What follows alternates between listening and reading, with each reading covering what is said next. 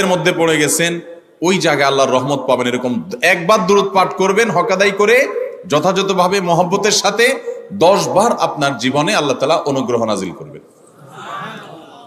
নবী করিম সাল্লাল্লাহু আলাইহি ওয়াসাল্লাম বলেছেন, আকসিরু আলাইয়া মিনাস সালাতি মিন ইয়াউমিল জুমআতি ওয়া লাইলাতিল জুমআহ, তোমরা জুমার দিন এবং জুমার রাতে আমার প্রতি বেশি বেশি দুরূদ পাঠ করবে, দুরূদ প্রেরণ করবে।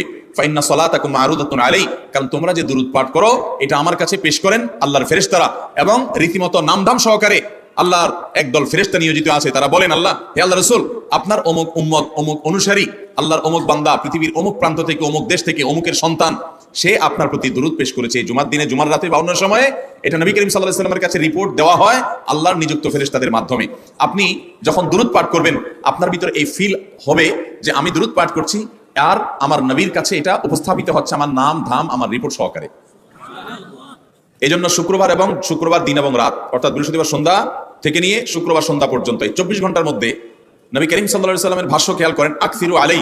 ওলামা ইকরাম জানেন, নবী আলাইহিস সালাম সাধারণত কোনো আমল পরিমাণে বেশি করতে বলতেন না। পরিমাণে বেশি করতে বলার মতো আমল খুব কম ইসলামে। গোটা কোরআন যদি খোলেন আপনি, পরিমাণে অধিক করতে বলা হয়েছে এরকম আমল খুব বেশি পাবেন না। তোমরা বেশি বেশি করে নামাজ পড়ো, বেশি বেশি করে রোজা রাখো, এরকম কথা কোরআন হাদিসে নাই। অবশ্যই একজন ইমানদার 5 ওয়াক্ত ফরজ নামাজের পাশাপাশি অধিক পরিমাণে নফল নামাজও পড়বেন, সেটা ভিন্ন কথা। কিন্তু কোরআনে বেশি পরিমাণে আল্লাহর জিকির করার কথা বলা হয়েছে। আর নবী করিম সাল্লাল্লাহু আলাইহি ওয়াসাল্লাম বৃহস্পতিবার সন্ধ্যা শুরু হলে শুক্রবার সন্ধ্যার আগ পর্যন্ত বেশি পরিমাণে করতে বলেছেন যে কাজটা, সেটা হলো দুরূদ শরীফের আমল। অতএব ভাইরা আমার, বৃহস্পতিবার সন্ধ্যা থেকে নিয়ে শুক্রবার সন্ধ্যা পর্যন্ত, আপনি দোকানদার মানুষ, বৃহস্পতিবারে ব্যবসা করছেন, দোকানদারি করছেন, কোনো অসুবিধা নেই। আপনার অবসর সময়গুলোতে মুখ দিয়ে দুরূদ পড়তে থাকবেন। দুরূদের মধ্যে সবচেয়ে শ্রেষ্ঠ দুরূদ হলো নামাজে যেটা পড়েন, দুরূদ ইব্রাহিম। আল্লাহুম্মা সাল্লি আলা মুহাম্মাদ ওয়া আলা আলি মুহাম্মাদ কামা সাল্লাইতা আলা ইব্রাহিম ওয়া আলা আলি ইব্রাহিম ইন্নাকা হামিদুম। আল্লাহুম্মা বারিক আলা মুহাম্মাদ ওয়া আলা আলি মুহাম্মাদ কামা বারাকতা আলা ইব্রাহিম ওয়া আলা আলি ইব্রাহিম ইন্নাকা হামিদুম। তাহলে দুরূদের এই আমলটা, এটা করার জন্য আল্লাহ তাআলা এমন সহজ করে দিয়েছেন যে ওযুর প্রয়োজন নাই। আপনার ওযু নাই, তারপর আপনি দুরূদ পাঠ করতে পারবেন। এবং আপনি এই বড় দুরূদ পড়ার মতো সময় নাই, তো আপনি একবারে সবচেয়ে সংক্ষিপ্ত দুরূদ পড়েন সাল্লাল্লাহু আলাইহি ওয়াসাল্লাম, তাতেও দুরূদ পাঠের সওয়াব পাবেন। চেষ্টা করব তো ইনশাআল্লাহ। শুক্রবার আসবে, দুরূদ বেশি বেশি করে পাঠ করব। আপনি দোকানে কাজ করেন, আপনার দোকানে আপনার সহকর্মী আরো কাজের লোক আছে, আপনি সবাইকে স্মরণ করাবার জন্য নিজে জোরে জোরে দুরূদ শরীফ পড়বেন এবং বলবেন যে শুক্রবার শুরু হয়ে গেছে, সবাই দুরূদ শরীফের আমল করো। ভাইরা আমার, আমি আমার জীবনের কথা বলতে পারি। আমার জীবনে ওই যে হাদিসের উপরে ইয়াকিন এবং বিশ্বাস আলহামদুলিল্লাহ ছিল। আমার জীবনে আমি অনেকবার দেখেছি এরকম জটিল পরিস্থিতি হয়েছে যে দেয়ালে পিঠ থেকে গেছে, নড়ার জায়গা নাই, আর কোনো আপাত দৃষ্টি থেকে এই বিপদ থেকে উদ্ধারের কোনো পথ নাই। দুরূদ, ইস্তেগফার, দোয়া ইউনুস, এই 3 আমল, পাশাপাশি ইয়াজাল জালালি ওয়াল ইকরাম, এই 4টা জিনিসকে এমন ভাবে ধরছে, বিশেষ করে দুরূদ, স্পেশালি সারাক্ষণ দুরূদ। আল্লাহ রাব্বুল আলামিন এমন ভাবে সহযোগিতা করেছেন, এমন ভাবে উদ্ধার করেছেন যে কল্পনা করলে অবাক লাগে এখন যে এটা কিভাবে সম্ভব। ভাইরা আমার, এক সাহাবী নবী করিম সাল্লাল্লাহু আলাইহি ওয়াসাল্লামের কাছে এসে বলছে, ইয়া রাসূলুল্লাহ, আমি যে দোয়া করি, এই দোয়ার মধ্যে আমি নিজের জন্য করব, আমার ছেলে মেয়ের জন্য করব, অনেক কিছু করব, এটা সেটা, রিজিক চাইবো, সুস্থতা চাইবো, অনেক কিছুই তো আল্লাহর কাছে চাইবো। আপনি তো আল্লাহর রাসূল, আপনার জন্য দোয়া করলে আমাদেরই লাভ। একবার দোয়া করলে আল্লাহ 10 বার রহমত নাজিল করবেন, তো আপনার জন্য আমার দোয়ার ভিতরে কত পার্সেন্ট রাখবো? সাহাবী বারবার বিভিন্ন পার্সেন্টেজ বলছিলেন যে 3 ভাগের 1 ভাগ আপনার জন্য রাখি ইয়া রাসূলুল্লাহ, অর্ধেক রাখি, আরো বেশি করে রাখি। তিনি যত বলছেন নবী করিম সাল্লাল্লাহু আলাইহি ওয়াসাল্লাম আরো বাড়ানোর জন্য তাকে উৎসাহ দিচ্ছিলেন। এক পর্যায়ে যখন তিনি বললেন, ইয়া রাসূলুল্লাহ, আমি আমার কোন দোয়ার সবটুকু যখন আপনার জন্য নিবেদন করব, আমি কোন একবার যখন দোয়া করব, দোয়া শুধু আপনার জন্যই করব যখন, অর্থাৎ পিওর দুরূদ যখন পড়বো, নিজের জন্য আর কিছু চাইবো না, শুধু আপনার জন্যই যদি চাই কোনোবার, তাহলে তখন নবী করিম সাল্লাল্লাহু আলাইহি ওয়াসাল্লাম বলেছেন, ইদান তুকফা হাম্মুক ওয়া তুগফার যামবুক, তাহলে তোমার সকল পেরেশানি থেকে উদ্ধারের জন্য এই দুরূদটাই যথেষ্ট হয়ে যাবে, এবং তোমার সকল গুনাহ মাফের জন্য এটা যথেষ্ট হয়ে যাবে। মোহতারাম হাজরিন, দুরূদের আমলটা এত সুন্দর আমল, কিন্তু আবার তাড়াহুড়া করে পড়বেন না, সাল্লাল্লাহু আলাইহি ওয়াসাল্লাম সাল্লাল্লাহু আলাইহি ওয়াসাল্লাম সাল্লাল্লাহু আলাইহি ওয়াসাল্লাম সাল্লাল্লাহু আলাইহি ওয়াসাল্লাম সংখ্যা বাড়ানোর জন্য হুলস্থুল করে পড়লেন না, মুহাব্বতের সাথে সাল্লাল্লাহু আলাইহি ওয়াসাল্লাম সাল্লাল্লাহু আলাইহি ওয়াসাল্লাম আল্লাহুম্মা সাল্লি আলা মুহাম্মদ, অর্থ বুঝে বুঝে আল্লাহুম্মা সাল্লি আলা মুহাম্মদ মানে কি, আল্লাহ আপনি মুহাম্মদের প্রতি শান্তি বর্ষণ করুন। আরে ভাই, মুহাম্মদ সাল্লাল্লাহু আলাইহি ওয়াসাল্লামের প্রতি আল্লাহ তাআলা শান্তি এমনি বর্ষণ করবে, আপনি আমি দোয়া করলেও করবেন, না করলেও। কিন্তু মাঝখান থেকে আমরা, ভাইরা আমার, কোনো বড় কর্মকর্তার কাছে আপনার কোনো কাজের ঠেকা আছে, কর্মকর্তার ওই ছেলেটার আপনি দেখছেন যে খাচ্ছে না, আপনি যদি বলেন, স্যার ছেলেটা খাচ্ছে না স্যার, একটু ডাক্তার দেখান স্যার, এভাবে তো বাঁচবে না, ওর কষ্ট হচ্ছে স্যার, আপনি বললেও উনি ওনার ছেলের দিকে কেয়ার করবে। কিন্তু আপনি এটা বলার কারণে তার নৈকট্য পাবেন কি পাবেন না, তার সিম্প্যাথি পাবেন কি পাবেন না। আরশে আজিমের মালিক তার হাবিবকে এত মহব্বত করেন, তিনি তার হাবিবের প্রতি এমনিতেই রহমত নাজিল করবেন, তাকে বিভিন্ন মর্যাদা আগে থেকেই দেওয়ার ঘোষণা দিয়ে রাখছেন। কিন্তু আপনি আমি দোয়া করলে আল্লাহ তাআলা তার মাধ্যমে আমাদের ভাগ্যকে সুপ্রসন্ন করে দিবেন। দুরূদের আমলকে জীবনের তরে আঁকড়ে ধরবেন ভাই, শুধুমাত্র জুমার দিন আর জুমার রাত না, সব সময় অধিক পরিমাণে এরাবিয়ানদের মধ্যে আমলটা খুব বেশি আছে। তাদের দেখবেন তারা দুইটা আমল, মুখে দুইটা আমল, ভালো মন্দ তাদের মধ্যেও আছে, কিন্তু এই দুইটা আমল তাদের মধ্যে খুব ভালো। বেশিরভাগ মানুষই দেখা যায় অবসর সময় আস্তাগফিরুল্লাহ ইস্তিগফার করছে অথবা দুরূদের আমল করছে। আমাদের অবসর সব সময়গুলো নিয়ে গেছে মোবাইল ফোন। ভাইরা আমার, 4 বছর 5 বছর 6 বছর 7 বছর 10 বছর ধরে মোবাইল টিপতেছেন, ফেসবুক টিপতেছেন, ইউটিউব টিপতেছেন। বুকে হাত দিয়ে আমাকে জবাব দেওয়া লাগবে না, নিজের বিবেককে একটু জবাব দেন। এই 10 বছর ফেসবুক, ইউটিউব, টিকটক, হোয়াটসঅ্যাপ টিপে আপনার অর্জন কি হয়েছে একটু হিসাব মিলান। এই যে স্ক্রল করতেছেন আঙ্গুল দিয়া, ঘন্টাকে ঘন্টা এই আঙ্গুল দিয়ে টানছেন টানছেন, নিচের দিকে যাচ্ছেন স্ক্রল করে ফেসবুকে, ইউটিউবে, একের পর এক। আপনার জীবনে অর্জনটা কি হয়েছে বলেন? ভাইরা আমার, এই মোবাইলের নিয়ন্ত্রণ করতে হবে, প্রয়োজনে ব্যবহার করতে হবে, কিন্তু এটাকে অনিয়ন্ত্রিত ব্যবহার করা যাবে না। একেবারে যখন তখন সারাদিন টিপাটিপি করলেন। আজকাল তো পোলাপান টয়লেটে গেলেও নিয়ে যায়। আল্লাহ তাআলা আমাদেরকে এই রোগ থেকে বেঁচে থাকার তৌফিক দান করুন। ভাইরা আমার, জীবনটাকে পরিবর্তন করতে হয়। সারা জীবন তো একরকম থাকলে হবে না। বহুত পাগলামি করেছি, আসুন নিজেকে সংশোধন করি। তাহলে জুমার দিন উপলক্ষে 1 নম্বর আমল বলেছি, বেশি বেশি কোন আমল করতে হবে? সারা জীবন মনে রাখবো তো ইনশাআল্লাহ। বাসা বাড়িতে পরিবার লোকদেরকে মনে করাবো তো ইনশাআল্লাহ। আমি আমার ড্রাইভার থাকুক, আমার ছেলে মেয়ে থাকুক, আমার পরিবারের লোক থাকুক, আমি আমার কথা আপনাদের বলি উৎসাহের জন্য, যে জুমার দিন শুরু হয়ে গেলে শুধু আমি না, আমার পরিবার অন্যরাও একে অন্যকে আমরা স্মরণ করে দিই। কে কে দূরত পড়তে কতবার পড়ছো, কেউ পড়ছে কিনা একবারও, সন্ধ্যা হয়ে গেছে, অনেকক্ষণ হয়ে গেছে, সবাই শুরু করি, আমলটা করবো তো ইনশাআল্লাহ। নাম্বার 1। নাম্বার 2, জুমার দিন উপলক্ষে অন্য যে কোনো দিনের চাইতে জুমার দিন অর্থাৎ শুক্রবারের ফজর নামাজ পুরুষরা মসজিদে জামাতের সাথে পড়বেন। জামাতের সাথে পড়ার নিয়ত করবেন পাক্কা। কারণ অন্য যে কোনো দিনের ফজর নামাজ না, শুধুমাত্র যত নামাজ আছে, নবী করিম সাল্লাল্লাহু আলাইহি ওয়াসাল্লাম বলেছেন আফদালুস সালাওয়াতে ইনদাল্লাহ, আল্লাহর কাছে দুনিয়ার সব নামাজের মধ্যে, 5 ওয়াক্ত সাধারণ নামাজগুলোর মধ্যে সবচাইতে উত্তম নামাজ হলো সলাতুল ফজরে মাআল জামাআতে ইয়াউমাল জুমআহ। জুমার দিন ফজরের নামাজ জামাতের সাথে আদায় করা হলো যত নামাজ আছে এর মধ্যে সবচেয়ে শ্রেষ্ঠ নামাজ। তাহলে জুমার দিনে এই বিষয়টা বিশেষভাবে খেয়াল রাখবো। জুমার দিন ফজর নামাজটা পুরুষরা কোথায় পড়বো, এবং সেটা বৃহস্পতিবার থেকে পরিকল্পনা শুরু করবো যে কালকের ফজর নামাজ যাতে কোনো অবস্থাতে আমার মিস না হয়। আমাদের আখিরাতের ব্যবসায়টা ভাই, আখিরাতের কারেন্সি সংগ্রহ করা। যত খুঁটে খুঁটে ভালো ভালো আমলগুলো করবেন, আপনার আমল নামাতে আমল সওয়াব জমা হতে থাকবে। চেষ্টা করবো তো ইনশাআল্লাহ। আমাদেরকে শয়তান অন্যদিন ফজর নামাজ পড়ার সুযোগ হলেও শয়তান এমন ভাবে আমাদেরকে ধোকা দেয়, শুক্রবারের ফজরটা পড়াটা সবচেয়ে বেশি কঠিন হয়ে যায়। কেন জানেন? কারণ ইবলিস তো জানে হাদিস, আপনি জানেন না, হয়তো অনেকে হয়তো আজকে শুনছেন, আমি কোনো হাদিস না জানতে পারি, ইবলিস ঠিকই জানে যে ফজর নামাজ এই দিন যদিও জামাতের সাথে ফজর পড়ে ফেলে, তাহলে তোর আখিরাতের ব্যবসা অনেক দূর আগে যাবে। ওর সাথে তো আমাদের বাবা আদমের সাথে সেই চ্যালেঞ্জ, আদম আলাইহিস সালামকে সিজদা করতে বলা হয়েছে, সে তো করে নাই, তার সৌজন্য বা তার জন্য সিজদা নিবেদন করে নাই। আল্লাহ তাআলা সেজন্য তাকে জান্নাত থেকে বের করে দিয়েছে।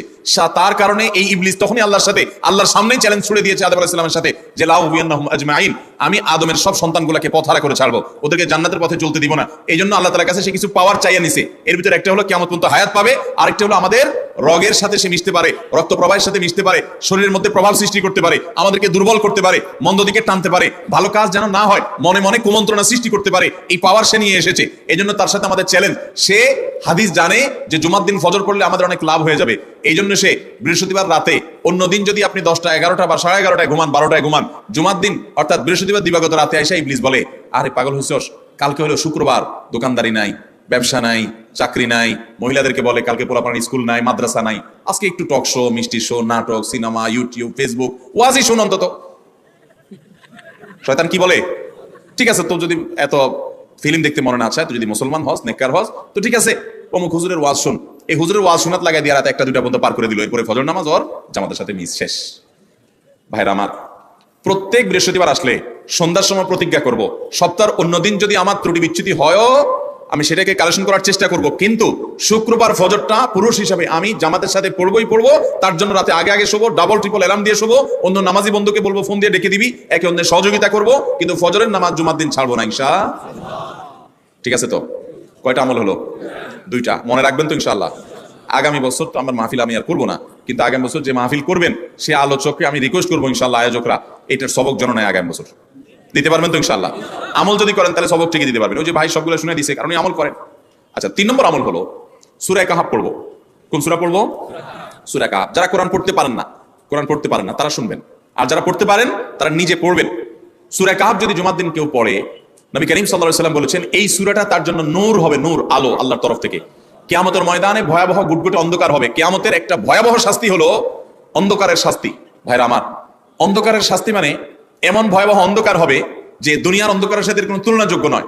সেই ভয়াবহ অন্ধকারে কিছু আমল আছে যে আমলগুলো মানুষের ওই অন্ধকারের মধ্যে আলোর কাজ দিবে। এর মধ্যে একটা হলো ওজুর অঙ্গগুলো যদি কেউ ভালো করে ওজু করে, সুন্দর করে ডলে ডলে যেন শুকনো না থাকে, উত্তম রূপে যদি ওজু করে, কেউ পানি অপচয় না করে, পানি অল্প নয় কিন্তু ডলে বেশি, সুন্দর করে যদি কেউ ওজু করে, এই ওজুর অঙ্গগুলো কিয়ামতের ময়দানে উজ্জ্বল হয়ে জলজল করে জ্বলতে থাকে এবং তার জন্য আলোর কাজ দেয়। সবাই যখন অন্ধকারের আযাবের মধ্যে নিমজ্জিত থাকে, হাউতাশ করে, তখন এই ব্যক্তির এই আমলটা তার আলো ভূমিকায় আসে। আর আরেকটা হলো এই সূরা কাহফ। অন্য অনেক ওলামা ইকরাম বলেছেন এর ব্যাখ্যা হলো সূরা কাহফ যদি কেউ এক বৃহস্পতিবারে পড়ে, পরের বৃহস্পতিবার পর্যন্ত, এক শুক্রবার যদি পড়ে, পরের শুক্রবার আগ পর্যন্ত পুরো সপ্তাহব্যাপী তার ভিতরে নূর, ঈমানের নূর, তাকওয়ার নূর, ইলমের নূর, আমলের নূর, ভালো মানুষ হওয়ার নূর তার ভিতরে আল্লাহ তাআলা সৃষ্টি করে দিবেন। এজন্য জুমার দিন সূরা কাহফ পড়বো তো ইনশাআল্লাহ। আলহামদুলিল্লাহ ভাই, আপনাদেরকে যে আমলগুলো করছি এগুলো আমি আমার পরিবার সদস্য, পরিচিত, সহকর্মী, আমি চেষ্টা করি সবাইকে স্মরণ করানোর এবং আমল করার চেষ্টা করি। আপনাদেরকেও বলছি ভাই, জুমার দিন যেহেতু, অতএব আজকে জুমার দিন উপলক্ষে বলে যাচ্ছি, জুমার দিনের এই 14-15টা আমলের মধ্যে সামারি করে আমি 5টা আমল করে দিচ্ছি যে এগুলোর গুরুত্ব অনেক বেশি অন্য অনেকগুলো চাইতে, এগুলো বিশেষভাবে করবো। তাহলে এর মধ্যে প্রথমটা চলে গেল দুরূদ বেশি বেশি করে পড়বো, দ্বিতীয়টা হলো জুমার দিনের ফজর নামাজ কোন অবস্থাতে জামাতের সাথে পড়া মিস করবো না, কারণ নবী সাল্লাল্লাহু আলাইহি ওয়াসাল্লাম বলেছেন সকল নামাজের মধ্যে সবচেয়ে সেরা, উত্তম, শ্রেষ্ঠ নামাজ, অর্থাৎ ওয়াক্তিয়া নামাজের মধ্যে সবচেয়ে শ্রেষ্ঠ নামাজ হলো জুমার দিনের ফজরের নামাজ জামাতের সাথে পড়া।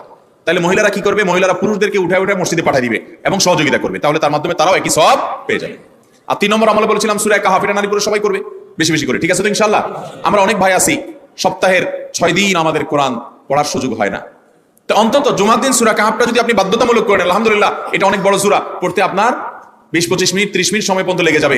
আপনি আধা ঘন্টার সময় ধরে যদি আস্তে আস্তে সুন্দর করে পড়েন, তো সপ্তাহে একবার অন্তত কোরআনের সাথে আপনি সময় দিলেন। আরেকটা সুসংবাদ শুনেন, সূরা কাহফ যদি কেউ মুখস্থ করে, তেলাওয়াত করে নিয়মিত, বিশেষ করে সূরা কাহফের প্রথম 10টা আয়াত যদি কেউ মুখস্থ করে, নবী করিম সাল্লাল্লাহু আলাইহি ওয়াসাল্লাম বলেছেন কিয়ামতের আগে দাজ্জালের যে ফিতনা আসবে, যেই ফিতনায় বহু মানুষ দাজ্জালকে আল্লাহ মনে করে বেঈমান হয়ে জাহান্নামে যাবে, এই ফিতনা থেকে পৃথিবীতে এমন কোন নবী ছিল না, এমন কোন রাসূল আসেন নাই। এই মানব ইতিহাসের প্রথম মানুষ আদম আলাইহিস সালাম থেকে নিয়ে আমাদের মুহাম্মদ সাল্লাল্লাহু আলাইহি ওয়াসাল্লাম পর্যন্ত এই লক্ষ লক্ষ যত নবী রাসূল এসেছে, সমস্ত নবী রাসূলরা একটা ব্যাপারে সাবধান করে গেছেন, দাজ্জাল আসবে, যে দাজ্জালের হাতে পাওয়ার থাকবে এত বেশি, অলৌকিকত্ব থাকবে এত বেশি, সে মরা মানুষকে জিন্দা করে ফেলবে, জিন্দা মানুষকে বলবে সে মরে যাবে, তার হাতেই সব কন্ট্রোলিং পাওয়ার থাকবে, দুনিয়ার সমস্ত রিজিক তার হাতে কক্ষিগত থাকবে, এমন পাওয়ার থাকবে তাকে দেখে মানুষ বলবে হ্যাঁ এই তো আল্লাহ, এই তো সবকিছু পারে, বেঈমান হয়ে যাবে। এই দাজ্জালের ফিতনায় তোমরা পড়বা না, বেঁচে থাকবা, বুদ্ধি দিয়া বিবেক দিয়ে মানুষ বাঁচতে পারবে না। দাজ্জালের ফিতনা থেকে বাঁচার জন্য সকল নবী রাসূলরা এই জন্য সাবধান করেছেন। আমাদের নবী সাল্লাল্লাহু আলাইহি ওয়াসাল্লাম নামাজের শেষ বৈঠকে দোয়া মাসুলের জায়গায় একটা দোয়া পড়তেন, আল্লাহুম্মা ইন্নী আউযু বিকা মিন আযাবিন নার ওয়া আযাবিল কবর ওয়া আউযু বিকা মিন ফিতনাতিল মাহইয়া ওয়াল মামাত ওয়া আউযু বিকা মিন শাররি ফিতনাতিল মাসিহিদ দাজ্জাল। আল্লাহ আপনার কাছে দাজ্জালের ফিতনা থেকে পানা চাই। 1450 বছর হয়ে গেছে, এখনো দাজ্জালের আবির্ভাব হয় নাই, হবে কিয়ামতের আগে, কখন হবে আল্লাহ ভালো জানেন। কিন্তু নবী সাল্লাল্লাহু আলাইহি ওয়াসাল্লাম বলেছেন সূরা কাহফের প্রথম 10 আয়াত যদি কেউ মুখস্থ করে, তো এই ব্যক্তিকে আল্লাহ রাব্বুল আলামিন এবং যদি তেলাওয়াত করে, এই ব্যক্তিকে আমলের মাধ্যমে দাজ্জালের ফিতনা থেকে আল্লাহ বাঁচিয়ে রাখবেন। দাজ্জাল তো অনেক পরের কথা, কোথাকার কোন আল্লাহর প্রতি অবিশ্বাসী মুশরিক বা কাফের খেলোয়াড় একটু পায়ের ভেলকি দেখায়, লক্ষ লক্ষ কোটি কোটি মানুষ হুমড়ি খেয়ে তার ভক্ত হয়ে ঈমানি চেতনা, আমলি চেতনা, তাকওয়া, তাহারাত সব খুঁয়ে বসে থাকে। আর সেখানে দাজ্জালের মতো এরকম মিরাকল, সব মিরাকল তার হাতে থাকবে। এরকম পরিস্থিতি যখন আসবে তখন মানুষ কি করবে? এখন এই যে তথ্য প্রযুক্তির উন্নতির এই সময় কত মুসলমানের সন্তান বেঈমান হয়ে যাচ্ছে, বিজ্ঞানরাই তারা আল্লাহ বানায় বসে থাকতেছে, আছে না নাই? ধারণামূলক বিষয়কে তারা চূড়ান্ত বিষয় বানিয়ে বসে আছে, বেঈমান হয়ে যাচ্ছে। এবং টাকার যে কারিশমা, টাকা দিলে সব হয়ে যায়, টাকা নাই তো কিছুই হয় না। এই জন্য বেঈমান হয়ে অনেকে বলে যে টাকাই নাকি দ্বিতীয় খোদা, নাউজুবিল্লাহ। ভাইরা আমার, দুনিয়ার এই ভেলকি কি দেখছি আমরা? আল্লাহর প্রতি ঈমান আনা, আখিরাতের প্রতি বিশ্বাস করাটা কঠিন থেকে কঠিন হয়ে যাবে, এরকম পরিস্থিতি তৈরি হবে দুনিয়াতে। তথ্য প্রযুক্তির উন্নতির নাম দিয়ে, এটার নাম দিয়ে, সেটার নাম দিয়ে মানুষের জীবনযাত্রা সহজ হবে, কিন্তু এর মাধ্যমে মানুষের ঈমান দুর্বল হওয়ার অনেক সম্ভাবনা, সংখ্যা তৈরি হবে এবং শয়তান সেগুলো সৃষ্টি করবে। এই আশঙ্কা থেকে বাঁচার জন্য সূরা কাহফটা হলো মহৌষধের মতো। অতএব জুমার দিন প্রত্যেক শুক্রবারে সূরা কাহফ পড়বো তো ইনশাআল্লাহ। মায়েরা, বোনেরা, আমরা ভাইয়েরা যারা আছি, বাবারা যারা আছি, আল্লাহর ওয়াস্তে জীবনের তরে নিয়ত করেন আজকের মাহফিল থেকে, জীবনে কখনো বৃহস্পতিবার সন্ধ্যা থেকে শুক্রবার সন্ধ্যা আগ পর্যন্ত আমার হাজার ব্যস্ততা থাকুক, সূরা কাহফটা পড়া ছাড়া আমি কোনো কাজ করবো না ইনশাআল্লাহ। আমি আল্লাহর অনেক বান্দাকে ব্যক্তিগতভাবে জানি, আমি নিজেও এতটা গুরুত্ব দিয়ে করতে পারি না।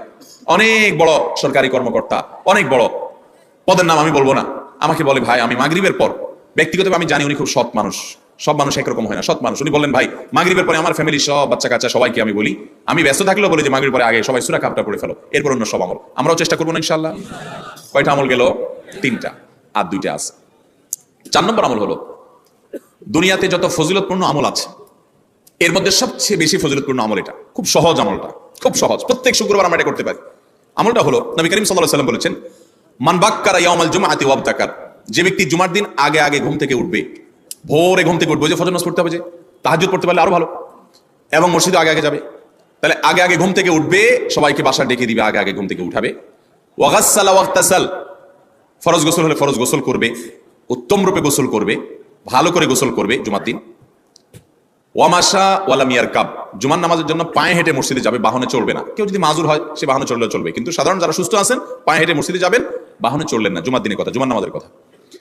ওয়াদানা মিনাল ইমামে ওয়ালাম ইয়ালগু, ইমামের কাছাকাছি গিয়ে বসবে, দূরে না, যত কাছে যেতে পারে একদম সামনের কাতার ইমামের কাছাকাছি গিয়ে বসবে। কোনো অনর্থক কথা বলবে না, দুনিয়াবি কথা বলবে না, বেহুদি কাজ করবে না। ওখানে গিয়ে যতক্ষণ সময় পাবে জিকির, আজকার, তেলাওয়াত, তাসবিহ, দোয়া, রোনাজারি, কান্নাকাটি, বই পড়া, দিনী কাজ করা, এর মধ্যে সে কাটাবে নিজেকে।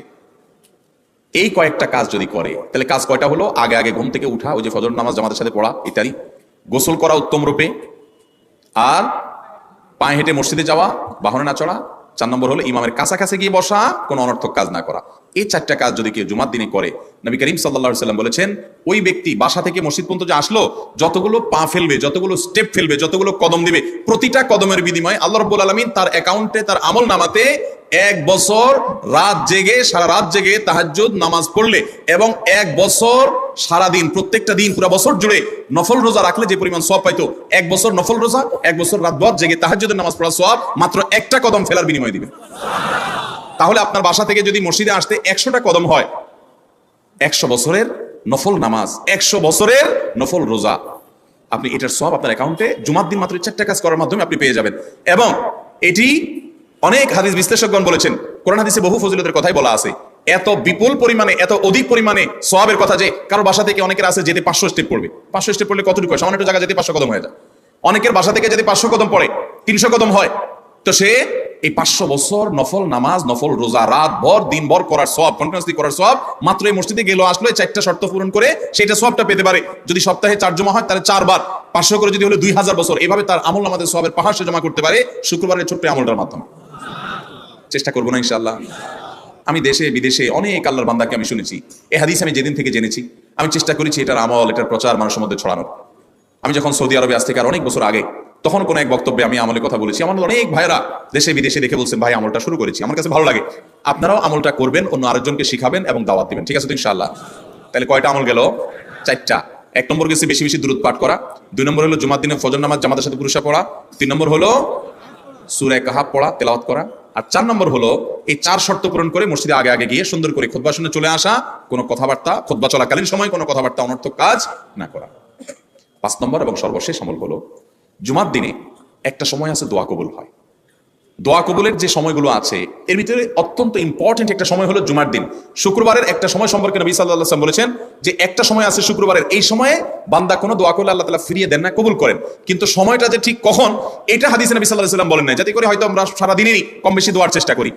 এই বিষয়ে মুহাদ্দিসগণ, হাদিস বিশ্লেষকগণ, পণ্ডিত ওলামায়ে কেরামগণ হাদিসের বিভিন্ন আকার ইঙ্গিতকে গবেষণা করে, অ্যানালাইসিস করে এক একজন এক এক সময়ের কথা বলেছেন। তবে বেশিরভাগ ইমাম, বেশিরভাগ পণ্ডিত ওলামায়ে কেরাম, বেশিরভাগ আপনার ইসলামিক স্কলারগণের বক্তব্য হলো যে এই সময়টা হলো জুমার দিনের শেষ প্রহর, আসরের পর থেকে নিয়ে সূর্য ওঠার আগ পর্যন্ত এই সময়টা। অতএব আমরা জুমার দিনের 5 নম্বর আমল হলো বেশি বেশি করে সারাদিনই কম বেশি দোয়া করবো। দোয়ার জন্য সবসময় হাত তোলাও জরুরি না, যদিও সাধারণ অবস্থায় দোয়ার জন্য হাত তোলা আদব, কিন্তু আপনি চলতে ফিরতে, উঠতে বসতে, কাজের ফাঁকে আপনি আল্লাহর কাছে মনে মনে দোয়া নিবেদন করবেন। অনেক চাওয়া আমাদের কাছে, আমাদের আল্লাহর কাছে আছে। ভাই আমার নবী রাসূলুল্লাহ সাল্লাল্লাহু আলাইহি ওয়াসাল্লাম বলেছেন, কারো পায়ের জুতার ফিতাটা ছিঁড়ে গেছে হাঁটার সময়, এটার এমন কি লাগালে ঠিক হয়ে যাবে, কিন্তু একজন ইমানদার ওইটার জন্য সে আল্লাহর কাছে সাহায্য চাইবে। আল্লাহ, এটাও একটা বিপদ, একটা ছোট বিপদ থেকে অনেক কিছু ঘটে যায়, আপনি আমাকে উদ্ধার করেন। সে সবসময় আল্লাহর দিকে মনোনিবেশ করবে। নবী করিম সাল্লাল্লাহু আলাইহি ওয়াসাল্লামের পুরো জীবনকে যদি আপনি অ্যানালাইসিস করেন, আপনি অবাক হয়ে যাবেন। একটা বই আছে বাংলায়, বান্দার ডাকে আল্লাহর সাড়া, এটা বাংলা অনুবাদিত নাম। এই বইয়ের লেখক হলেন হিসনুল মুসলিমের যে রচয়িতা, উনি শেখ সাঈদ আল কাহতানী রাহমাতুল্লাহি আলাইহি। ওনার সোহবতে যাওয়ার, ওনার সান্নিধ্যে থাকার একাধিকবার খুব কাছাকাছি বসার সুযোগ আমার হয়েছে। সৌদি আরবের একজন বড় আলেম ছিলেন, দুনিয়া থেকে চলে গেছেন। তো ওনার লেখা বান্দার ডাকে আল্লাহ সাড়া, এই বইটা বেশ মোটা সোটা একটা বই। পুরোটা পড়বেন যে নবী করিম সাল্লাল্লাহু আলাইহি ওয়াসাল্লামের জীবনে যে কত রকমের দোয়া করতেন। আল্লাহ আজকার নামে একটা বই আছে ইমাম নববীর, এটাও বাংলা হয়ে গেছে অনুবাদ, আপনি পড়লে অবাক হয়ে যাবেন। ডক্টর খন্দকার আব্দুল্লাহ জাহাঙ্গীর রাহমাতুল্লাহ রাহে বেলায়েত একটা বই আছে দোয়া এবং জিকিরের, আপনি অবাক হবেন যে কি পরিমাণ দোয়া এবং জিকির নবী সাল্লাল্লাহু আলাইহি ওয়াসাল্লাম জীবনে পড়তেন। ঘুম থেকে ওঠার সময় দোয়া আছে না নাই? এরপরে ঘুম থেকে উঠে যখন আপনি বাথরুমে যাবেন দোয়া আছে না নাই? আবার টয়লেটে গেলেন, টয়লেট সেরে আসলেন, আপনি ওযু করবেন, ওযুর জন্য দোয়া আছে না নাই? বিসমিল্লাহ। এরপরে ওযু শেষ করলেন, কালিমা শাহাদাত আছে না নাই? এরপরে আপনি যখন ঘর থেকে বের হয়ে মসজিদে যাবেন, বের হওয়ার দোয়া আছে। বের হয়ে আপনি মসজিদে যাচ্ছেন, যাই পথে পড়ার আলাদা দোয়া আছে। এরপরে আপনি মসজিদে প্রবেশ করবেন, তার জন্য দোয়া আছে। মসজিদে ঢুকার পরে মসজিদে ঢুকার নামাজ আছে। এরপরে মসজিদে নামাজ বন্দেগী ইবাদত জিকির করে বের হচ্ছেন, সেটার জন্য আবার দোয়া আছে। আবার আপনি যাচ্ছেন, কাজকর্মে যাচ্ছেন, বাজারে যাচ্ছেন, সেটা দোয়া আছে। স্ত্রী সহবাস করার সময় দোয়া আছে। দোয়া নাই, জিকির নাই, এমন কোনো মুহূর্তে ইমানদারের জীবনে থাকতে পারে না। নবী করিম সাল্লাল্লাহু আলাইহি ওয়াসাল্লাম এই পরিমাণ দোয়া করতেন। এই জন্য ভাইরা, দোয়া যদি সবসময় করতে কষ্ট হয় হাত তুলতে, আপনি হাত তোলা ছাড়া শুক্রবারে দোয়া করেন, দোয়াটা অনেক বেশি করা দরকার। আমাদের কত জিনিস আল্লাহর কাছে চাইতে হয়, আমরা আল্লাহর কাছে চাই না। পেটে অসুখ হয়েছে, আমরা ডাক্তারের কথা মাথায় আগে আসে। আপনি ওষুধ খান, ওষুধ খাওয়া সুন্নত, কিন্তু ইমানদার সবকিছুর আগে আল্লাহর কথা স্মরণ করবে এবং আল্লাহর কাছে বলবে, আল্লাহ আপনি সহজ করে দেন। আপনার অসুখ হয়েছে, সবকিছুর আগে নাপার কথা মনে আসে। আরে ভাই, প্যারাসিটামলের কথা মনে আসে, এটা দোষের না, কিন্তু আপনার মনে আগে আসতে হবে যে নবী সাল্লাল্লাহু আলাইহি ওয়াসাল্লাম দোয়া শিক্ষা দিয়েছেন, যদি কেউ ব্যথার জায়গায় হাত দেয় এবং পরে আউযু বিইজ্জাতিল্লাহি ওয়া কুদরাতিহি মিন শাররি মা আজিদু ওয়া হাযির, আল্লাহ রাব্বুল আলামিন তার ব্যথা দূর করে দিবেন। এক সাহাবী এই হাদিসের উপর আমল করে তৎক্ষণাৎ তার ব্যথা দূর করেছেন। শুধু ইয়াকিনের অভাব, শুধু বিশ্বাসের অভাব, ঈমানের অভাব। তাহলে আমাদের আল্লাহর দিকে মনোনিবেশ করতে হবে দোয়ার জন্য বেশি বেশি। তাহলে শুক্রবারে 5 নম্বর আমল হলো বেশি বেশি কি করবো? ইনশাআল্লাহ দোয়া, বেশি বেশি দোয়া করবেন, উঠতে বসতে চলতে ফিরতে। বিশেষভাবে সূর্য ডুবার আগের যে সময়টা শুক্রবার, অর্থাৎ দিনের শেষ সময়টা, বিশেষভাবে আল্লাহ তাআলার কাছে দোয়া করব। ঠিক আছে তো ইনশাআল্লাহ? কয়টা আমল বললাম? 5টা আমল। 1, বেশি বেশি দুরূদ। 2, ফজর নামাজ জামাতের সাথে পড়া পুরুষরা, মহিলারা অক্তমত পড়বেন, পুরুষদেরকে পাঠিয়ে দিবেন মসজিদে। 3, সূরা কাফ পড়বেন। 4, আগে ঘুম থেকে উঠে উত্তম রূপে গোসল করে মসজিদে আগে আগে গিয়ে পায়ে হেঁটে গিয়ে সামনে ইমাম সাহেবের কাছাকাছি গিয়ে বসা, অনর্থক কথা কাজ না করা, তেলাওয়াত জিকির আজকাল মশগুল থেকে নামাজটা পড়ে বের হয়ে আসা, এই কাজ। নাম্বার 5, দোয়া করা, বিশেষ করে দিনের শেষ প্রহরে। আমল করবো তো ইনশাআল্লাহ? মনে থাকবো তো ইনশাআল্লাহ? আমরা প্রয়োজনে বাসায় গিয়ে একটা কাগজে নোট করে ফেলবো, লিখে ফেলবো, লিখে এরপরে ওয়ালে টাঙ্গাই দিবেন বাসায়, যে জুমার দিন এই 5 কাজ আমি ছাড়বো না। আপনি যদি মনেও না থাকে, আপনার যদি ভুলেও যান, আপনি এই কাগজ আপনাকে মনে করাবেন ইনশাআল্লাহ। বাসার ফ্যামিলি লোকদের সাথে শেয়ার করবেন। জুমার দিন হুজুর বলেছেন, আমি একটু আমার মন থেকে বলিনি, এগুলো সব কোরআন হাদিসের কথা বলেছি আপনাদেরকে। কোরআন হাদিসের আলোকে 5টা আমলের কথা বলেছেন, বিশেষভাবে জুমার দিন আমি 5টা আমল করবই করব। ভাইরা আমার, প্রত্যেক জুমার দিন যদি আপনি একটু ইমানের রিচার্জ করেন, ইনশাআল্লাহ সারা সপ্তাহ আপনার জন্য সেটা উপকারে আসবে। চেষ্টা করবো তো ইনশাআল্লাহ?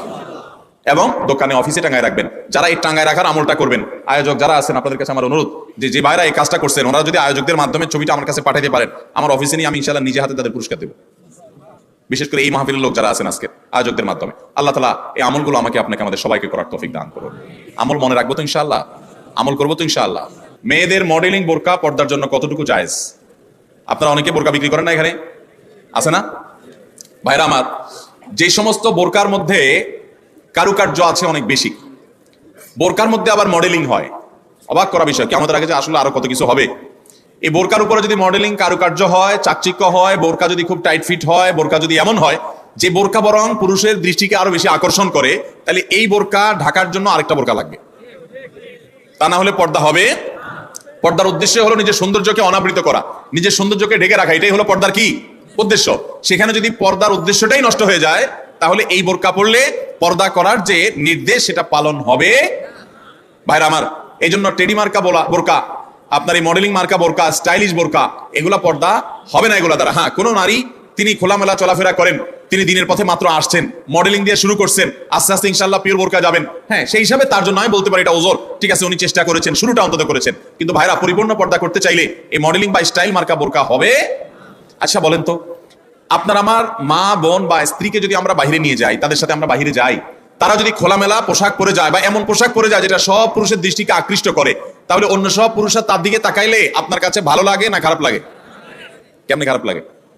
অনেক পুরুষটা আছে, বউয়ের ছবি ফেসবুকে দিয়ে বলে, আপনাদের ভাবি কেমন হলো বলেন। অনেক পুরুষ এ কাম করে না? ফেসবুকে আবার কমেন্টে নিচে দিয়ে দোস্তরা লেখে, দোস্ত ভাবি অনেক সুন্দর, মাশাআল্লাহ, আবার মাশাআল্লাহ লেখে। এরপরে আবার দোস্ত আবার রিপ্লাইতে দেখি, ধন্যবাদ দোস্ত, মানে আমার বউরে তুই সুন্দর বলছস, তার মানে তুই দেখছস, মনে মনে কল্পনা করছস, করে আবার লিখছস, এই জন্য তোর ধন্যবাদ। ভাইরা আমার, মানুষের বিবেক যখন লোপ পেয়ে যায়, তখন সে হিতাহিত জ্ঞান হারিয়ে ফেলে।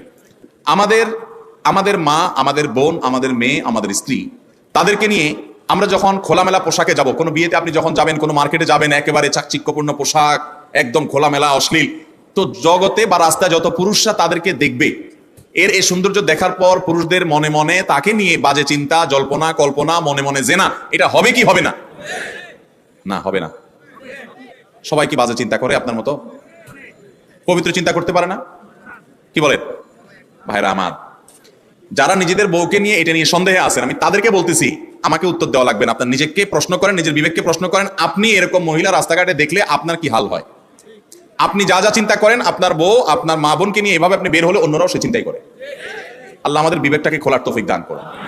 আমি মিডল ইস্টে, বিশেষ করে সৌদি আরবে অনেক মানুষ দেখছি দিনদারির নামগন্ধ নাই, এখন নিচে সে জুব্বা পরে, হারাম কাজ করে, বিড়ি খায়, সিগারেট খায়, 2 নম্বরই করে, মানে মুসলমান হিসেবে কোনো ভালো মুসলমান না। কিন্তু গল্লির ঠাওয়ার ঠিক আছে, জায়গা মতো সে একেবারে সুসের মতো সোজা, বইয়ের ব্যাপারে পরিপূর্ণ পর্দা মেনটেন করে, কোনো রাষ্ট্রীয় নির্দেশের কারণে না। বেশিরভাগ পুরুষরা এটা করে এই জন্য, কারণ সে জানে তো সে নিজে অন্যের মেয়েকে খোলামেলা দেখলে কি জল্পনা কল্পনা তার মনে আসে সে জানে, অতএব তার স্ত্রীকে নিয়ে গেলে অন্যরা কি জল্পনা করবে সে জানে, এই জন্য তার আত্মসম্মান বোধের জায়গা থেকে সেটা করে।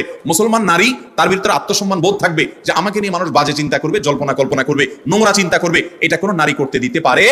একজন খোলামেলা বেপর্দা নারীকে দেখে যত মানুষ মনে মনে তাকে জেনা করে, সে মনের কথাগুলোতে মানুষ বলতো, এই নারী জুতা দিয়ে পিটতে পিটতে রাস্তা যাইত, কিন্তু সে মনে মনে মানুষের এই জেনার কাজ সে করে যাচ্ছে। আল্লাহ আমাদেরকে পর্দার গুরুত্ব বোঝার তৌফিক দান করুন। এটা নারীর জন্য অসম্মান না, এটা নারীর জন্য বরং সম্মানের, এটা নারীর ইজ্জত রক্ষার জন্য সবচেয়ে বড় মাধ্যম।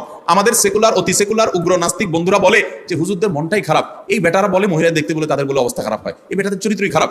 অর্থাৎ আমাদের এই ভাইরা যারা এই সমালোচনা করতেছেন, আমাদের এই ভাইগুলোর দ্বারা মনে হচ্ছে যে ওনাদের মনের ভিতরে কোনো এই সমস্ত বাজে চিন্তা আসে না, ওনাদের মনটা একদম ফেরেশতার মতো পবিত্র। এরকম যাদের কোনো চিন্তা জল্পনা কল্পনা আসে না, এরা হয় মিথ্যুক আর না হলে রুগী। হয় এগুলারে ডাক্তার দেখাইতে হবে, পুরুষত্বের ঘাটতি আছে, আর নাহলে মৃত্যু। আল্লাহ তাআলা সৃষ্টি করেছেন এভাবে, তোমার কোনো মনে চিন্তাই বাজে আসে না, তোমার মতো এই অসুস্থ মানুষ, তোমার তো হাসপাতালে ভর্তি হওয়া উচিত। আল্লাহ রাব্বুল আলামিন আমাদেরকে পর্দার গুরুত্ব বোঝার তৌফিক দান করুন। অনেক পুরুষ আছে নিজের বউয়ের জন্য চাকচিক্যপূর্ণ বোরকা পরে নিয়ে যান। না ভাই, আপনার বউর যত সাজগোজ সব বাসা বাড়িতে হবে একান্তে, আপনি বাইরে রাস্তাঘাটে কেন বিলে বেড়াচ্ছেন? মহর দিয়ে বিয়ে করছেন, আপনি আর রাস্তাঘাটে মানুষকে দেখা বেড়াচ্ছেন। আত্মসম্মান বোধ থাকা উচিত। আল্লাহ আমাদেরকে পর্দার গুরুত্ব বোঝার তৌফিক দান করুন। তাহলে স্টাইলি বোরকা এগুলো পড়লে কিন্তু কাজ হবে না, বোরকার কাজ হবে না। আমি এখান থেকে গ্রামে যাব এবং ওই দিনই আবার চলে আসবো, এক্ষেত্রে আমার নামাজ কি কসর করতে হবে? দেখুন, গ্রামে আমরা প্রত্যেকে যার যার বাড়িতে যখন যাব, সেটা আমাদের মূল ঠিকানা, আসল ঠিকানা হলে সেখানে আমি 1 ঘন্টার জন্য যদি যাই, নামাজ আমাকে পুরা পড়তে হবে। নিজের স্থায়ী ঠিকানাতে কখনো কসর হয়? পথে কসর হবে। বাড়িতে যখন চলে গেছেন, আপনার বাড়ি কুমিল্লাতে, আপনার বাড়ি চট্টগ্রামে, আপনার বাড়ি বগুড়াতে বা খুলনাতে বা সিলেটে, আপনার বাড়ি যেখানে হোক না কেন, যখন সফরের দূরত্ব হবে, নিজের স্থায়ী ঠিকানায় 1 ঘন্টার জন্য যদি যান, সেখানে পুরো নামাজ পড়তে হবে, কসর চলবে। কিন্তু কিছু লোক আছে, গ্রামে বাড়ি আছে ঠিক আছে, কিন্তু তাদের গ্রামের বাড়ি এখন স্থায়ী ঠিকানা না। ধরুন আপনি ঢাকা শহরে বাড়ি কিনছেন বা ফ্ল্যাট কিনছেন, পাসপোর্টে, এনআইডিতে, সরকারি সব কাগজে পত্রে ঠিকানাতে আপনি স্থায়ী ঠিকানাও এটা, বর্তমান ঠিকানাও এটা। গ্রামের বাড়ি আছে কিন্তু ওটা আপনার স্থায়ীও না, বর্তমান ঠিকানাও না, জাস্ট বেড়াইতে যান, ভাই ব্রাদাররা আছে, অন্যরা আছে, তাহলে ওইটাতে আপনি গেস্ট, সেখানে আপনি কসর পড়বেন। এবং এটা আপনার স্থায়ী এবং বর্তমান ঠিকানা হলে, অনেকে আছে বাড়িতে জমি জমা আছে শুধুমাত্র, থাকার ঘর বাড়িও নাই এবং ভাগযোগ হয়ে গেছে, সে শুধু গেস্ট হিসেবে যায়, ভাইদের মেহমান হয়ে যায়, তাহলে সে কসর পড়বে। আর না হলে স্থায়ী ঠিকানা গেলে 1 ঘন্টার জন্য সে কি করতে হবে? পুরো নামাজ পড়তে হবে, যদি স্থায়ী ঠিকানা হয় তার গ্রাম। এরপরে প্রশ্ন হলো, আমি অনেকবার তওবা করেছি, প্রত্যেকবারই ভঙ্গ হয়েছে, তাহলে কি আমি মুনাফিক হয়ে গেছি? না ভাই, তওবা হওয়ার পর তওবা ভেঙে যাওয়াটা অস্বাভাবিক নয়। আপনারা খুশি হবেন শুনে, আমাদের রব আল্লাহ রাব্বুল আলামিনের একটা গুণবাচক নাম হলো তাওয়াব। কি নাম ভাই? তাওয়াবের মানে জানেন? আল্লাহু আকবার। রিপিটেডলি, বারবার যিনি বান্দার তওবা কবুল করেন। এই জন্য ভাই, একবার গুনাহ হয়ে গেছে, আল্লাহর কাছে তওবা করেছেন, চেষ্টা করছেন যে আর যেন না হয়, কিন্তু আবার শয়তান কাত করে ফেলে দিয়েছে, আবারও তওবা করে ফেলবেন এবং দুর্বল হবেন না। এখানে ইবলিস আপনাকে বলবে, তুই এতবার একই কাজ করে তওবা করছিস আল্লাহর কাছে, আবার কোন মুখে তওবা করবি? থাক, বাদ দে। আপনার তওবা থেকে দূরে সরাবে। এটা হলো শয়তানের সবচেয়ে বড় অস্ত্র। কখনো নিরাশ হওয়া যাবে না। তওবা আগের বারের চাইতে পরের বারটা আরো স্ট্রং করবেন, যে ঠিক আছে আগের বারটা তওবা আমি দুর্বল ছিল, এটাকে আরো স্ট্রং করবো, চেষ্টা করবো না ইনশাআল্লাহ। তাহলে তওবা বারবার করতে হবে, বারবার করতে হবে। ভেঙে গেলে আরো শক্ত, হার্ডলি তওবা করতে হবে, নিজের প্রতি নিজে শাসন চালাতে হবে। এভাবে ইনশাআল্লাহ সামনে আগাইতে হবে। ভারতবর্ষে একজন কবি বলেছেন, আরে ये कुश्ती तो है अमर भर की, कभी वो दबा ले कभी तू दबा ले। ইবলিসের সাথে তোমার লড়াই তো সারা জীবনের। কখনো ইবলিস তোমাকে কাত করে ফেলে দিবে, তোমার দ্বারা গুনাহ করে ফেলবে, আবার কখনো চোখের পানি ফেলে কেঁদে কেটে আল্লাহর কাছে একান্তে। ভাইরা, কিছু নির্জন সময় কাটানো দরকার। আমাদের কোনো নির্জন সময় নাই। নির্জন সময় হলে ওই মোবাইলে আমরা ঢুকে পড়ি, মোবাইল টোবাইল বন্ধ করে ফেলে দিনে রাতে 24 ঘন্টার ভিতরে 5 ওয়াক্ত নামাজের পরে আগে যে কোনো সময় অন্তত 2-4-5টা মিনিট একটু চিন্তা ভাবনা করবেন, একটু নিজের হিসাব মিলাবেন, আল্লাহর সাথে কথা বলবেন। আজকে একটা গুনাহ হয়ে গেছে, আজকে একটা কাস্টমার মহিলা আসছে, তার সৌন্দর্য দেখে তাকে নিয়ে বাজে চিন্তা জল্পনা কল্পনা করেছি, নোংরামি করেছেন, গুনাহ কাজ করেছেন। কোনো কাস্টমার এসেছে, তার সাথে ফাঁকি ঝুঁকি দিয়েছেন, 2 নম্বরই করেছেন, মিথ্যা কথা বলেছেন, কিনা দর এত আছে বলেছেন, আসলে এত আসে নাই। এই যে মিথ্যা বলেছেন কয়টা টাকার জন্য, এই টাকা দুনিয়াতে থেকে যাবে, মিথ্যাটা আপনার আমলনামা যুক্ত হয়ে আখিরাতে যাবে। এইসব কথা চিন্তা করে আল্লাহর কাছে চোখের পানি ফেলে একান্তে, আল্লাহ করে ফেলেছি আজকে শয়তানের পালায় পড়ে, আল্লাহ খেয়াল ছিল না, আপনি মাফ করে দেন। মালিক, আপনি মাফ না করলে কিয়ামতের ময়দানের শাস্তি হবে ভয়াবহ। দুনিয়াতে আপনি ছেড়ে দেন, আল্লাহ মাফ করে দেন। মাফ চায় দুনিয়া থেকে ওইটাকে নিষ্পত্তি করেন, একটু চোখের পানি ফেলেন, সিজদায় পড়ে যান, 2 রাকাত সালাতুত তওবা নামাজ পড়ে আল্লাহর কাছে মাফ চান, এরপরের দিন আরো স্ট্রং করেন। এভাবে আপনি লড়াই চালাতে থাকবেন। আরে ये कुश्ती तो है अमर भर की, कभी वो दबा ले कभी तू दबा ले। শয়তান গুনাহ কমা আপনার দ্বারা করে আসে জিতে যাবে, আর আপনি তওবা করে চোখের পানি ফেলে গুনাহ মাফ করিয়ে তারপরে আপনি শয়তানের উপর জিতে যাবেন। তওবা করতে থাকবো তো ইনশাআল্লাহ। তওবা করতে কখনো ক্লান্ত হবেন, তওবা অব্যাহত রাখবেন, অনবরত রাখবেন। দুনিয়াতে কোনো ফেরেশতা মানুষ নাই, সবাই গুনাহ করে। এর মধ্যে সবচেয়ে উত্তম মানুষ হলো গুনাহ করার পর যে নিজের ভুল বুঝতে পারে, নিজেকে শাসন করে সংশোধন করে সে তওবা করে মাপ চায়। মনে রাখবেন, যে ব্যক্তি তওবার শর্ত আদায় করে তওবার শর্ত কি? তওবার শর্ত হলো যে কাজটা করেছি গুনার কাজ, এটার জন্য নিজেকে নিজে শাসন করলাম, কেন আমি এত নিকৃষ্ট কাজ করলাম, আল্লাহ আমার প্রতি কত ইহসান করেছেন, কত অনুগ্রহ করেছেন, আমার জীবনে কত বিপদ এসেছে আল্লাহ উদ্ধার করেছেন, তাহলে আমি কেন গুনার কাজটা করলাম? নিজেকে শাসন করা, ভবিষ্যতে না করা পরিকল্পনা করা, লজ্জিত হয়ে চোখের পানি ফেলে আল্লাহর কাছে মাপ চাওয়া, এই কাজটা যদি আপনি বারবার করেন, আপনি নিশ্চিত থাকতে পারেন আপনার তওবা দিন দিন আস্তে আস্তে স্ট্রং হবে এবং একটা সময় আপনি গুনাহ ছাড়তে পারবেন ইনশাআল্লাহ। এই জন্য তওবা কখনো ছাড়া যাবে, যতবারই তওবা ভাঙুক তওবা আরো স্ট্রং করে করতে হবে। এরপর প্রশ্ন হলো, কেউ কালো জাদুগ্রস্ত হয়েছে এমন যদি জানতে পারে তাহলে তার করণীয় কি?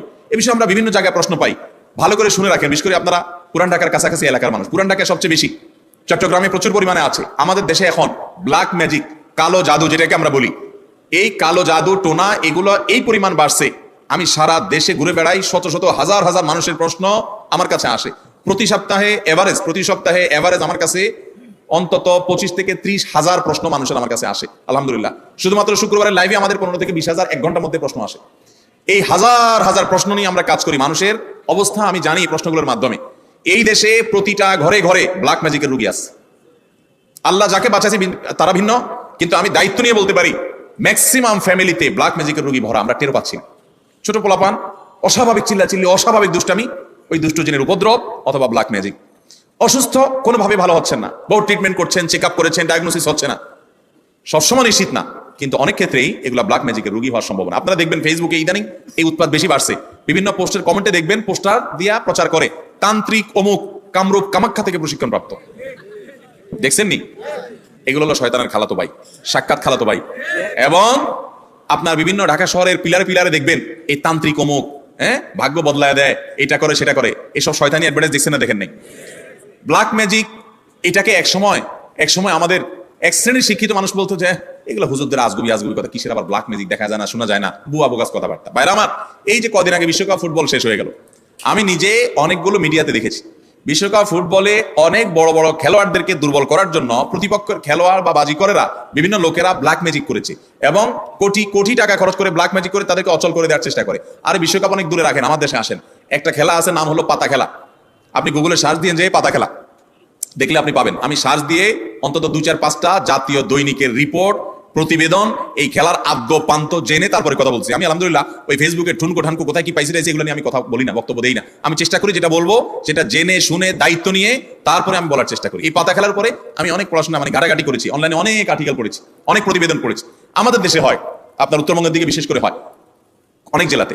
এই পাতা খেলাটা অবাক করা এক খেলা, যে এটা পুরাটাই ওই জাদু মন্ত্রের খেলা এবং এটা আমাদের দেশে অনেক আগে থেকে একসময় হিন্দুদের মধ্যে প্রচলন ছিল। এখন মুসলমানরা এটা কোনো দোষী কিছু মনে করে না, করতেছে রীতিমতো কুফুরি এবং ইমান চলে যাওয়ার মতো বিষয়।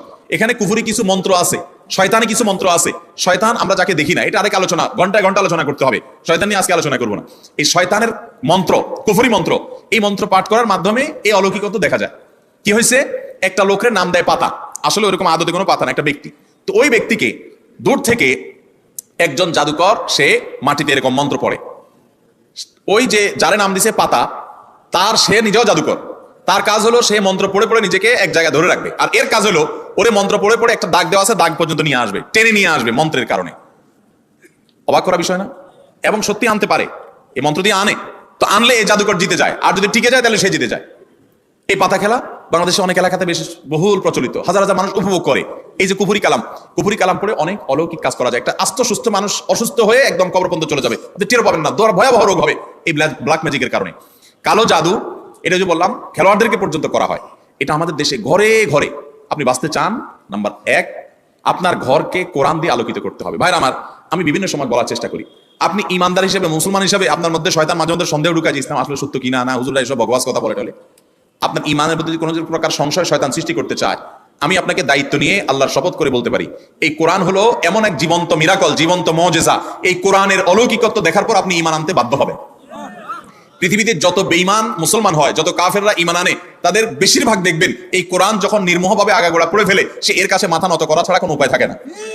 ওমর রাদিয়াল্লাহু তাআলা আনহুর মতো জাদরেল মানুষ যাচ্ছিলেন নবী করিম সাল্লাল্লাহু আলাইহি ওয়াসাল্লামকে হত্যা করার জন্য, বোনের বাসায় যায় দেখে বোন তেলাওয়াত করতেছে, আওয়াজ শুধু শুনছে, তেলাওয়াত শুনেই পাগল হয়ে গেছে। এ তো সাধারণ কোনো কথা না, আকৃষ্ট হয়ে গেছেন, তরবারি হাতে নিয়ে নবী সাল্লাল্লাহু আলাইহি ওয়াসাল্লামের দরবারে চলে গেছেন। সাহাবীরা তো ঠেকাইতে আছে, নবী সাল্লাল্লাহু আলাইহি ওয়াসাল্লাম তো জানেন ওহী পাঠাইছে আল্লাহ তাআলা, বলে আসতে দাও, ঠেকায়ও না, গেছে হত্যা করার জন্য, ঈমান নিয়ে ফিরে চলে আসছে কোরআনের কারণে। মুসলমানদের বাসা বাড়িতে আজকাল কোরআন তেলাওয়াত হয় না, আপনার বাসা বাড়িতে কোরআন তেলাওয়াত চালু করেন, আওয়াজ দিয়ে উচ্চস্বরে, মনে মনে না, আওয়াজ দিয়ে কোরআন তেলাওয়াত